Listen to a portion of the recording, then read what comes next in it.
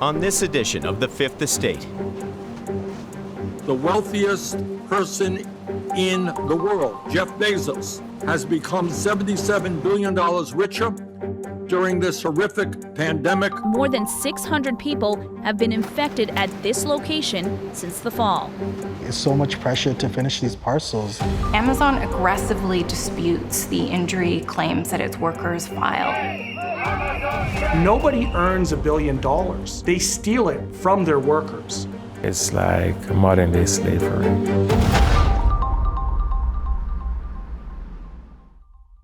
It's estimated Amazon ships more than 1.5 million packages every day. That's 66,000 packages an hour as consumers sit at home and wait for their order to arrive. Tonight, we investigate the human cost of convenience. I'm Mark Kelley. This is The Fifth Estate. Command engine start. 2, 1, 0.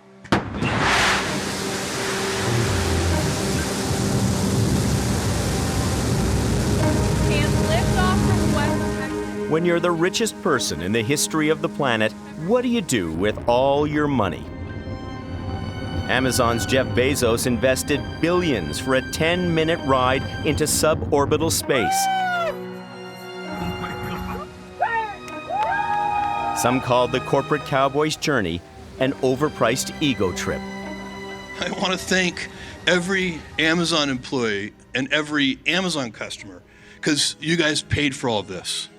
Bezos' joyride seemed tone deaf to just how much those employees have paid and paid to build his Amazon empire.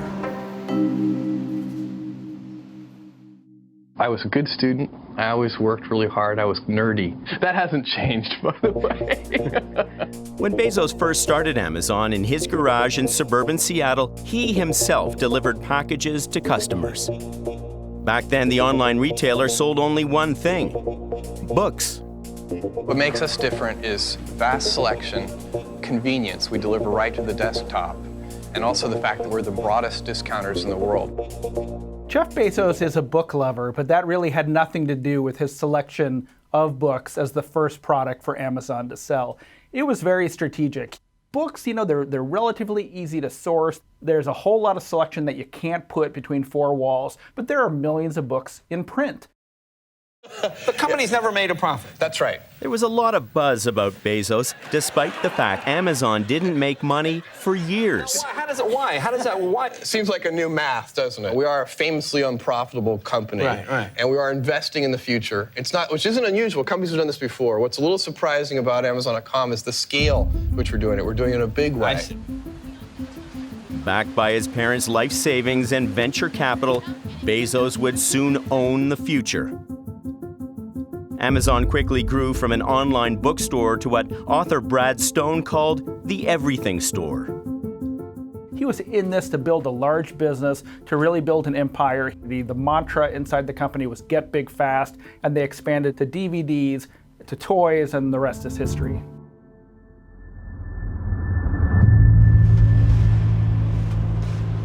Welcome to the Amazon Fulfillment Center tour. We're really excited to be showing you around our building. And to make room for everything, Amazon built massive warehouses they call fulfillment centers. Amazon.ca will make Canadian products available to people all over the world. After launching Amazon.ca, Bezos' footprint started getting deeper and deeper in Canada. The first fulfillment center opened outside Toronto in 2011. And politicians were there for each groundbreaking as Amazon expanded. This facility will effectively and efficiently get Amazon products out the door and into the hands of Canadian customers. There are 16 fulfillment centers and 5 more on the way in Canada, employing more than 20,000 workers and counting across the country. I think the story has evolved. Certainly when they hit the market, it was a novel way, a convenient way for people to be able to get goods and services to their homes with the click of a button within 24 to 48 hours. But I think that as the course of the last year and a half has rolled out, we have come to find some of the more pernicious practices of Amazon as it's gotten closer to our communities and the people that it employs and ultimately the people that it exploits. Across Canada, empty streets, closed businesses amidst a deepening lockdown. The Dow Jones was savage, losing about 3,000. And when the pandemic struck and consumers were stuck in their homes, Amazon was perfectly poised to pounce. In 2020, Amazon's net profit grew by a staggering 84%. At the start of the pandemic, I did start to hear from workers about concerns about safety.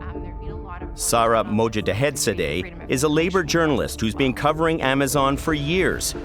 She reported on COVID cases spreading in crowded warehouses. Amazon does have a huge workforce, so of course there will be high numbers. I think the question really is, did they need to be that high? Alois Nashali immigrated to Ottawa from Kenya in 2016. He was working 10-hour shifts at Amazon to pay for nursing school. I remember we were on the break, we were kind of discussing about the new viruses coming in, but there was no safety protocol about COVID at the time. In the Amazon warehouse? Yeah, we were still gathering in the break rooms. We have to do these department meetings, and they were still going on. Nashali contracted COVID in March 2020. Amazon paid him to stay home for 2 weeks. He took 2 more unpaid weeks to recover. Even then, he still felt unsafe and felt he couldn't say anything about it. The physical distancing wasn't implemented well from my personal perspective. Did you tell your bosses about that you were concerned that there wasn't enough distancing? Well, at the time, I didn't. Nobody could speak up when something, nobody wanted to speak up when something sensitive or something that could cost someone his job or something like that. So there were this fear. People were afraid to speak out because they thought they'd lose their job? Exactly, there was this fear in people. Rather than speak out, Nashali quit. Amazon says it invested more than $11 billion worldwide to protect workers during COVID. Amazon brought science to the problem. They hired epidemiologists. They instituted cameras inside and outside facilities to measure the distance that workers had between each other, to make sure people walking in, didn't have temperatures. They're one of the few employers that brought rapid COVID testing into the facilities. It wasn't perfect. We've seen repeated stories of outbreaks in Amazon facilities. More than 600 people have been infected at this location since the fall. And yet a full year into the pandemic, a COVID outbreak at the warehouse in Brampton, Ontario, forced public health officials to act. As cases declined in the rest of the region, at this Amazon warehouse, they exploded. The local health authorities shut down the Brampton warehouse for 2 weeks as cases went through the roof. 240 of those were detected just in the last few weeks. But Amazon didn't sound the alarm as cases grew. It was Brampton bus drivers who contacted the mayor. At one point, I had our transit operators say, we don't want to service this route anymore because we're seeing people on the buses sick. There was concern. Concern not only from the people traveling those routes saying, we need to do something about this, but from the operators themselves. After we had shut down our routes, a Section 22 order was issued to close Amazon. It's estimated 40% of everything ordered on Amazon in Canada flows through Brampton. Federal and provincial government officials told the mayor keeping Amazon open was essential to the economy. He disagreed. Had you contacted Amazon at that point when you were hearing concerns from your transit workers who were worried about catching COVID? Yeah, my advice to Amazon was that we needed to get this under control because no company is more important than public health. People can wait a few extra days to get their packages. Public health is more important. Every week there were people testing positive for COVID. Garnett Taylor was working at that Amazon plant just before it was shut down. When you heard that the warehouse in Brampton had been closed down by public health, were you surprised by that? No, I wasn't surprised. I was expecting it to be closed long before, because every week you were hearing how many persons come down with COVID, they test positive. There was not a single week where they said, well, 0. How did that make you feel? Very much scared, because I never know when it's going to be my turn, you know? COVID-19 is the biggest challenge we've had to face. Sensitive to the bad press of mounting COVID cases, Amazon released its own videos trying to reassure their workers and their customers. We're still here and working hard to get your parcels delivered safely. So this is Amazon's version of what it's like to work in a fulfillment center. And these will continue down to shipping. You talked about a lot of people working shoulder to shoulder, and in every shot I see in this video, you see one person in the entire frame. Yeah, that's it. They don't record the part where we work from the boxes coming down on the line, where you have sometimes 3 people or 4 people on that side and 4 people over on the other side of the belt. They didn't show that. They didn't show that. Taylor says the only way to have social distancing was to reduce the number of workers on the line, but that never happened. While the pandemic was at its peak, they were still hiring. If they have less workers, then probably, they would not get the production flowing as they wanted to. But it could have been safer for the workers. It could have been safer. If you used to give 20, there's a pandemic, cut it down to 10, people would be more safe, But they weren't practicing that. And it wasn't just in Canada. In Staten Island, New York, an Amazon supervisor raised concerns about how Amazon was handling COVID. When the company didn't give us a real safety guideline, they didn't give us a real solution to protect ourselves, I knew something was wrong. Smalls had learned a worker was sick, and he was told by his manager to keep quiet about it. Management told me that somebody did test positive and not to tell any of the employees that somebody was positive. That's when I took my stance. Why did they tell you not to tell anyone that somebody had tested positive for COVID? Because they didn't want to hinder their business. If you tell the employees that somebody's positive, obviously there's going to be an uproar. Workers are going to be afraid to come to work, and that would stop their productivity. So they knew not telling the employees was a way for them to keep their operations going. And I felt that was just completely wrong. New York's Attorney General later filed a lawsuit against Amazon for failing to provide adequate health and safety measures. Here at home, the Fifth Estate obtained posts from an Amazon employee board, workers who felt the company wasn't being transparent. One said Amazon was not disclosing total case numbers. Another worker wrote, "It seems like we find out more information about our facility through the news." Yet another, "We're being kept in the dark when it comes to COVID-19. The pandemic highlighted how vulnerable many Amazon workers were, temporary with no paid sick leave. I was able to access some documentation that showed that in one Amazon warehouse in Brampton, 40% of the staff were temporary. So, that's almost half of your workforce that doesn't have that access to paid sick leave. And I think that for workers, that was a cause for concern. Workers told us they couldn't afford to stay home and went to work even when they felt sick.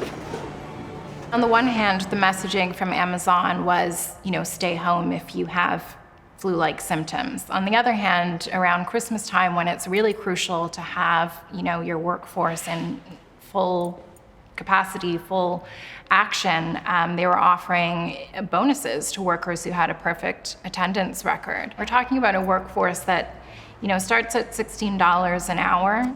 You can see the decision that some people may feel forced to make.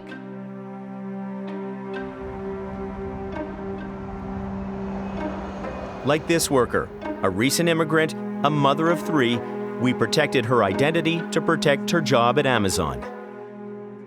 One time I was sick too. I was feeling sick. When she told her manager, she was sent home for 3 days. Were you getting paid for those 3 days? No. I didn't know that either that time. Those were my overtime days. She didn't have COVID, but after losing 3 days' pay and overtime, she says she'll keep quiet next time she feels sick. I told my manager that even next time, if I'm not feeling well, even if I know that I have COVID symptom, I'm not going to tell you. Amazon's annual revenue grew to more than $450 billion as workers told us they took risks to keep their jobs and keep the packages moving. When we look at a person like Jeff Bezos, who in 2020 was reported to have made $13 million an hour, that kind of wealth is on the back of minimum wage across the world is obscene. Nobody earns $1 billion. They steal it from their workers. When we come back, we had a meeting saying like, we care about you guys, but Amazon doesn't like unions. If you guys like push for this union, we might lose our contract and then no one has a job.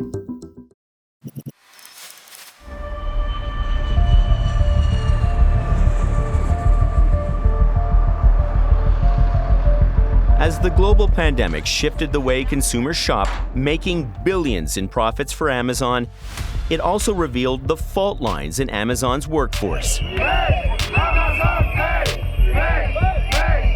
In France, Spain, Italy, and Germany, Amazon's workers staged walkouts demanding safer working conditions. This is a transnational corporation that is absolutely everywhere and also simultaneously nowhere in terms of accountability and oversight. 401 parliamentarians in 34 countries backed the workers' demands in a campaign called Make Amazon Pay. So this was an opportunity to come together to say that we would coordinate our efforts in international solidarity with workers to ensure that there is some kind of fairness, some basic economic fairness, so that this purported trillionaire actually is accountable to the people that he's exploiting. All the workers we heard from for this investigation shared similar stories: hard work, low pay, and constant pressure to meet hourly quotas. You only had 30 minutes break. The rest of the time you have to be up on your feet. Alois Nishali, who had a job in the Ottawa warehouse, wasn't afraid of hard work. I thought like the 10 hours is just gonna be like a walk in a park, you know, like just go do it 10 hours and go home. But after like working, I think it was the first week, you would see like the people who we were trained together, the number was going down. Each week you see. You mean people were quitting? Yeah, people are leaving. Amazon typically builds warehouses in communities where labor is cheap and plentiful. Employees work 10-hour shifts, overtime often mandatory, picking, packing, and shipping. The flow of packages seems never ending. It's not realistic, and they want you to do it, and they pressure you. Garnett Taylor remembers getting 1 day of training, then thrown into a job sorting packages. When the box is coming down the line, they come off, this conveyor belt. And when they're coming down, if they get to a certain where you're not moving fast enough, then the light goes on. So you gotta work harder, faster, just to keep the lights from going off. How many boxes did you have to scan? Was there an expectation? I think it was 200 within the hours without mistakes. There's a lot of volume every day, every hour, huge pressure. This working mom had the overnight shift at Amazon. I used to get pain on my shoulder, feet, mostly feet, because you're standing for 10, 12 hours, walking, standing. And how much would you walk? Do you have any idea? Last time I checked, I was on my phone, it was almost 45,000 steps. In a day? 10 hours, yes, 10 hours shift. I used to come for around 5:30, 6:30 in the morning home, and then at 7:30 I have to drop my kids to the school. And I used to cry because I couldn't step. It's important to know that these are physical jobs, which require you to move packages of various sizes, lift items up to 49 pounds. In its training videos, Amazon acknowledges the job is demanding. Your performance is tracked and measured. Inside the warehouses, it's laboring, not just under a company that's all about efficiency and speed, but increasingly software and algorithms that measure your performance, that seem to give minimal time off or breaks or bathroom breaks or lunch breaks, that penalize people who slow down or get sick. You can get fired if you don't reach your productivity. Every week we would have some kind of feedback. The manager will come one-on-one and talk to you. And you can get first written warning, second written warning, and termination. They are very carefully surveilled by the company, so the idle time that they spend on the job is all monitored and logged by the company. This really creates an environment where you're pushing yourself to the max, and that can compromise safety. Journalists with Reveal from the U.S. Center for Investigative Reporting obtained Amazon's internal injury reports from 2016 to 2019. They included stats for Canada. The injury rates in Canadian warehouses were actually higher than what was being reported in the United States. And I found that 2/3 of the injuries that were reported in 2018, which was Amazon's worst injury year here in Ontario, were due to repetition and overexertion. According to data obtained by the Fifth Estate, Amazon's injury claims are on the rise in Canada. Claims increased in Ontario, BC, and Alberta in 2019, the most recently available data. At one location in Alberta, the claims were the highest in the province for similar workplaces. However, Amazon consistently challenges injury claims. When you look at the Ontario figures at the Workers' Compensation Board, Amazon aggressively disputes the injury claims that its workers file, and that means that they end up sometimes being recorded as less severe than perhaps the worker is actually saying or even their doctors are saying. So we have instances of workers reporting a serious injury and Amazon saying, no, it's not a serious injury, you don't need to take time off work. Amazon strongly refutes the claim it misrepresents workers' injuries. However, when this worker was injured on the job, she went to Amazon's on-site clinic called AmCare. AmCare people asked me, do you want to make a complaint? Then we're gonna do the paperwork. Or you just wanna rest for a minute, put the ice pack and all that, and you're gonna go back to work. So I was given two options. So I asked what's gonna happen if I complain and make a file. So he said, then we're gonna go investigate what you were doing, how did you get hurt, was that your fault? And I said, okay, I'm not going through that process. Why did you say that? Well, I might get in trouble because it might be my fault. But you felt then it was in your best interest to keep your mouth shut Yes. rather than file. They gave me two options, I chose the easy one. When you have a workforce that feels quite disposable, and is relatively low wage, is often new Canadians, often folks who don't speak English as a first language, it's really difficult to speak up for yourself. It's difficult to even know your baseline rights. This woman asked for her identity and voice to be disguised because she too still works at Amazon. She was hurt lifting heavy packages. ਮੈਂ ਬਿਲਕੁਲ ਅਪਾਹਜ ਦੀ ਤਰ੍ਹਾਂ ਵਾਂ ਮਤਲਬ ਜੇ ਮੈਂ push ਕਰਕੇ ਹੀ ਆਪਣਾ ਘਰ ਦਾ ਕੰਮ ਕਰਦੀ ਆ ਥੋੜਾ ਬਹੁਤਾ ਬੱਚਿਆਂ ਨੂੰ ਫੂਡ ਵਗੈਰਾ ਬਣਾ ਕੇ ਦਿੰਨੀ ਆ ਕਿ ਆਪਣੀ ਬੋਡੀ ਨੂੰ ਪੁਸ਼ ਕਰਕੇ ਕਰਨਾ ਪੈਂਦਾ ਮੈਨੂੰ ਜਿਹੜੇ ਕੰਮ ਨੂੰ ਮੈਂ ਪਹਿਲਾਂ ਚਾਈ ਕਰਦੀ ਸੀ ਮੈਂ ਨਹੀਂ ਚਾਹੁੰਦੀ ਵੀ ਉੱਥੇ ਕੋਈ ਹੋਰ ਜਾਵੇ ਤੇ Amazon ਦੇ ਵਿੱਚ Her doctor confirmed her injuries. Amazon insisted they didn't happen on the job.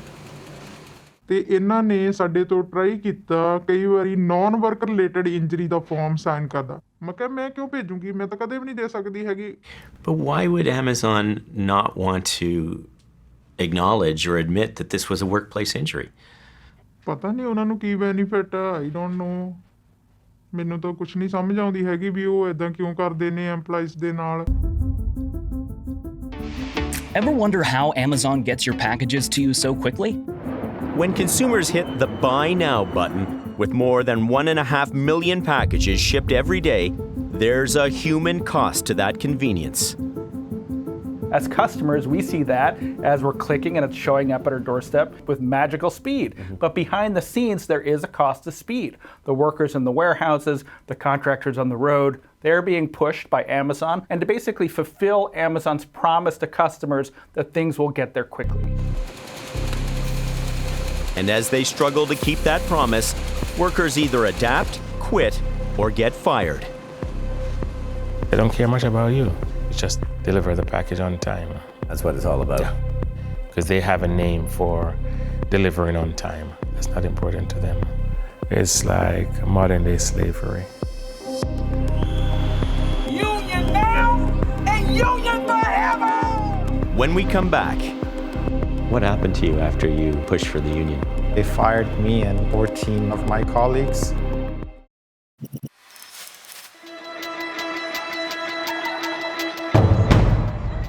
Amazon is represented at the Academy Awards. There's a little bit of Amazon everywhere you look. Amazon is the first streaming service nominated for Best Picture. It has a streaming service that rivals Netflix. It owns the Washington Post and sent shockwaves through the food industry when it snapped up Whole Foods for over $17 billion. It's using drones and other technology to help process and deliver packages faster than ever. Alexa, order Tide laundry detergent. Amazon Prime delivery service now has 200 million subscribers.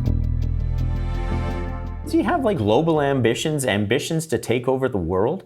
Well, I would say yes. Bezos never wanted to just create an everything store. He wanted to create an everywhere store. In 2017, Amazon touched off a feeding frenzy when it announced from its headquarters in Seattle it wanted to build a second head office. Cities across North America are bidding against each other. It was dubbed the Hunger Games for cities, with 238 cities submitting bids to Amazon. So, Alexa, do you think Winnipeg's got a shot at landing the Amazon headquarters? 50,000 jobs were up for grabs. I know what you're thinking. Calgary? Really? Amazon settled on Arlington, Virginia, and New York City. I am here today to discuss why Amazon coming to New York is a victory for every one of the city's 8.6 million residents. But New York's warm welcome evaporated at a city council meeting when Amazon was asked about unions. Would you agree to neutrality so that workers can unionize? No, sir. We respect employees. You wouldn't agree to that? Correct, sir. We would not. You are in a union city. This is a city that was built by unions, a city that loves unions. You said no. That is not a way to come to our city. A city where 20% of people are living at or below the poverty line. 3 months later, Amazon backed out of the Big Apple. Amazon would never admit this, but in my book, I report that Bezos was very anti-union. That he looked around at some of the traditional U.S. automakers and other retailers whose workforces were unionized, and he judged that they limited the company's flexibility to innovate. And he instituted some draconian mechanisms inside the company to kind of turn the workforce over to make sure the workforce doesn't get entrenched and disgruntled. There's clearly an allergy to unionization. And no one knows that better than a group of drivers in Toronto who delivered packages for Amazon. They weren't employed by Amazon, but by third-party companies. But they insist Amazon ran the show. Amazon uses surveillance technology to track the driver's every move on the job. You have an Amazon device, they just call it the Rabbit, and it has Amazon software on it. It tracks you every time you deliver a package. It collects location data and your pace, where you're delivering. They use that device to track you. Your every movement. Yeah. On the depot, they have like these bars that are running for like each route. If you're in your mark, then you're okay. As soon as you start to fall short, you get a call from your supervisor. You need to pick up your pace. Arash and TK drove for 2 different companies. They were expected to deliver about 170 packages a day. It's the volume. Even like to get a break, it's so hard. It's like, you gotta go, go, go. I'd heard reports of drivers who resorted to peeing in bottles because they couldn't even get real bathroom breaks. Yeah, I saw that. One day I went to a truck and I saw a bottle of urine in the door. Amazon insists drivers urinating in bottles is an urban myth, and yet. Tell me what this is. Bottle of urine. Whose urine is it? Urine. Why do you have a bottle of urine, brother? Because I don't have the time to stop. We know like why that happens, because there is like no time. So much pressure to like deliver these parcels. Both TK and Arash tried to start a union at their delivery companies. What happened to you after you pushed for the union? They fired me and 14 other of my colleagues. TK was fired from his company too. Their jobs were reinstated by the Labor Relations Board, but it was a short-lived victory. We had a meeting saying we care about you guys, but Amazon doesn't like unions. And it's like, if you guys like push for this union, like, we might lose our contract and then no one has a job. More than 75% voted for the union. So we were the first company that officially got certified. But eventually the company closed down in the middle of bargaining and they declared bankruptcy. And you think Amazon was behind that? I do, yeah. There's an Ontario Labor Relations Board case and a pending class action lawsuit by the drivers arguing Amazon was their actual employer and the company broke basic employment standards. I hope it will change, because like me and Arash are not the only ones. And hopefully, all this awareness kind of brings out what is happening at Amazon. But who's going to stand up to Amazon? I don't know. Chris Smalls was fired too. Amazon says it's because he broke quarantine. He says he was fired for speaking out. I've seen how this company treat people like numbers. They always put profits above people. And that's the one thing that I couldn't stand with when it came to the company. Me, I never forgot where I came from. I started entry level. I will always side with the employees. And when it came to the pandemic, it was no difference. I was siding with my employees over management, and that's the reason why I believe they terminated me. I was just a concerned supervisor and the father. But when COVID-19 came into that building, it was life or death. They fired me, but guess what? They motivated me. Smalls wasn't the only firing that made news in the U.S. Just after he was let go, Amazon fired 2 of its Seattle designers, Emily Cunningham and Marin Costa, after they tried to organize a town hall for workers' rights. When workers aren't able to speak out, it's a disaster. The firings prompted a blog post by an Amazon vice president that got hundreds of thousands of views. "I quit in dismay," he wrote. That former VP is Tim Bray of Vancouver. So one thing that's particularly instructive is the contrast between what I saw in the office and what I read about in the warehouses, where people were complaining about not feeling safe, about being surveilled all the time, about being optimized to the point of exhaustion. And yet, where I worked with the engineers in the offices, it was a great place to work. You had a job that, as you say, was a great job, a job that you loved, and yet you were pushed to the point where you actually resigned. Explain to me how that happened.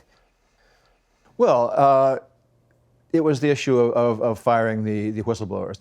I thought it was a very reasonable debate to be having. The company is making a huge effort to make things COVID safe. Are they doing it well enough? What are they doing right? What are they doing wrong? I thought that was a good debate and a reasonable one. I just did not think it was reasonable to fire the people who were on the other side of the debate. By firing the whistleblowers, what message do you think Amazon was trying to send others who work there? Beats the hell out of me. I just can't make sense of it. I cannot imagine how intelligent leaders in a room could have come to that decision, but they did. Chris Smalls is trying to hold Amazon accountable by establishing the first Amazon union in North America. The workers here today, the workers inside the building that's on the clock, that's what's going to make or break this drive. Workers' power, right? But there are big odds against Smalls. Union forever! A rally in Bessemer, Alabama. This past April, workers in Bessemer, Alabama voted overwhelmingly against unionizing, a stinging defeat to the biggest union push among Amazon's U.S. workers. Amazon has said very little about this publicly here in Seattle, but they have been trying to avoid this vote. Amazon spent $10,000 a day on anti-union consultants in Alabama. That's more than an average Amazon warehouse worker makes in about 3 months. The National Labor Relations Board determined Amazon violated labor law and has recommended a new vote. We saw in Alabama what was done to try to scare workers away from signing on to the union. What are you seeing in Staten Island? The same thing. They brought that same lawyer firm up to Staten Island. They put the signs in the bathrooms, signs on the TVs and the FCs. They're sending out texts, they're sending out emails. They called the police on us, creating that doubt. Amazon called the police, saying union activists were trespassing. No charges were laid. Why is it so important for you now to create this union? We've seen in the middle of the pandemic how capitalism thrives and the rich get rich, the poor get poor. You know, unionizing Amazon, this is a way to change that culture. It's a way of trying to put power back into the workers' hands, into the working class. So that's what I'm trying to be a part of. There are unionized Amazon workers in France. In 2020, they brought Amazon's operations to a grinding halt. En France, on a une disposition qui s'appelle le droit de retrait. Quand on se sent en danger sur une situation de travail, on fait faire une enquête, les salariés prennent leur droit de retrait et se retirent de la zone dangereuse, le temps de l'enquête et le temps que la situation soit rectifiée. The workers went to court demanding safer working conditions. Amazon a été condamné à se limiter aux marchandises essentielles, donc ça c'était l'objectif pour réduire le nombre de salariés dans les entrepôts. Amazon's reaction? It shut down 6 warehouses in France for 6 weeks. In the end, less than 200 Amazon workers in all of France contracted COVID. For the first time in Canada, Amazon workers in Alberta signed a petition demanding a union vote. Do you foresee the day that there will be a union at an Amazon in North America and Canada? I think it's a very challenging place to organize. Just because of the nature of the workforce? Because of the nature, the precarity of the job, the power of Amazon. They're an incredibly powerful company, and there are fears of reprisal. How are you, Jeff? When we come back, what would you say to Jeff Bezos if you had the opportunity to sit down and have a chat with him? Well, I would tell them, do right by your workers, take care of your workers. You got to do better. Come on now. How are you, Jeff? Can I take a picture? It's estimated Jeff Bezos' net worth is now over $200 billion. Can I intern? He's an A-list celebrity. He's come a long way from the nerdy guy who delivered Amazon packages from his garage near Seattle. This is evidence of the character shift, the dramatic personality shift that Bezos has undergone over the past 10 years. He's a different guy. How much of this company really is an extension of Jeff Bezos and his thinking and his philosophy? I describe the company as scaffolding built around his brain. I do see it as an extension of him. You know, the senior leadership team, he personally approved. He made all the major decisions, projects like Alexa or the expansion into Hollywood. These were Bezos' ideas. You know, he really brought the company into all these unorthodox directions. So the culture, the strategy, even the culture in the warehouses, a lot of it does come from him. despite repeated requests, Amazon wouldn't speak with us on camera for this story. Amazon is a massive employer now. It's the second largest employer, I think, in North America behind Walmart. And ultimately, I think the challenge is you start to hit such a percentage of the population in the US and Canada that you kind of start running out of workers. So I do think that they know that the kind of hard-edged, algorithmic, frankly heartless culture that he created is no longer sustainable, that they need to be seen as more of a benevolent employer. I feel bad for the other people still working there. After Alois Nishali quit his job at Amazon, he finished school and now works at a nursing home. He says he feels safer working there than Amazon. 100%. It gives you that sense of security, you know, like satisfaction when you know you're going to work and there is a proper protocol in place.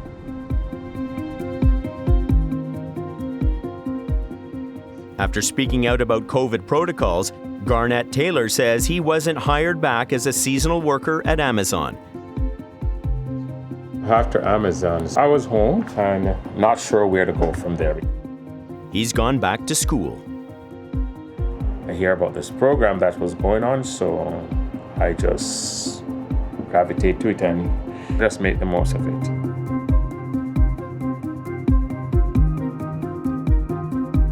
And Chris Smalls continues to fight for a union at Amazon while raising his twins on his own.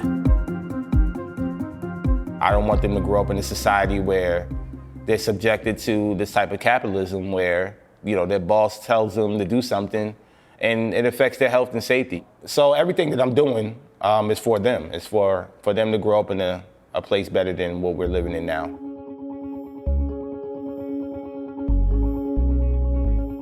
Last July, more than 25 years after he started it, Jeff Bezos stepped down as CEO of Amazon. In a letter to shareholders, he laid out his accomplishments. We now directly employ 1.3 million people around the world. We've created $1.6 trillion of wealth for share owners. About his employees, he wrote, "If you read some of the news reports, you might think we have no care for employees. That's not accurate." His parting promise? We're going to be Earth's best employer and Earth's safest place to work. What would you say to Jeff Bezos if you had the opportunity to sit down and have a chat with him? Do right by your workers, take care of your workers. You gotta do better, you know, you gotta be a better human being. This is your legacy, this is, you know, what people are gonna remember you by. You have that money and power to change so much for society.